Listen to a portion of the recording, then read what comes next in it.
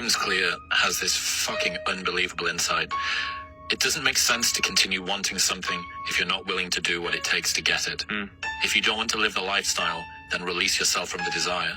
To crave the result, but not the process, is to guarantee disappointment. Fuck. Yeah. Holy fuck. Super true. Most people do not understand that whatever they want comes with a price. Not necessarily pera, but it will ask for an equivalent exchange. Ngayon, hindi pwedeng gusto nyo ng magandang pangangatawan kung hindi naman kayo nag-exercise. 'Di ba? Kung hindi naman tama yung pagkain nyo, kung hindi nyo naman isinasabuhay yung pagiging healthy, parang it does not make sense. Humihiling ka ng isang bagay at the expense of what? Wala.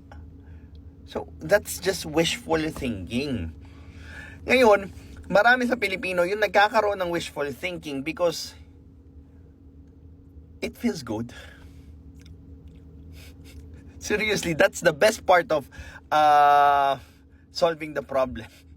Imagining that you have solved the problem. Diba? But imagining without finding out is one of the common pitfalls of improvement. When me and my clients go through clarity session, ang madalas kong inaalam is willing ka bang gawin yung mga bagay na hindi mo pa ginagawa para makuha mo yung mga bagay na hindi mo pa nakukuha. Actually, after that question, it's going to be a dead silent.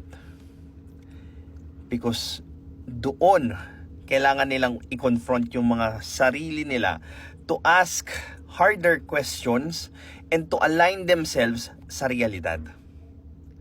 Kasi hindi tayo makakagawa ng working solution kung yung mindset mo, yung pagtingin mo, yung perspective mo, hindi siya naka-align sa realidad.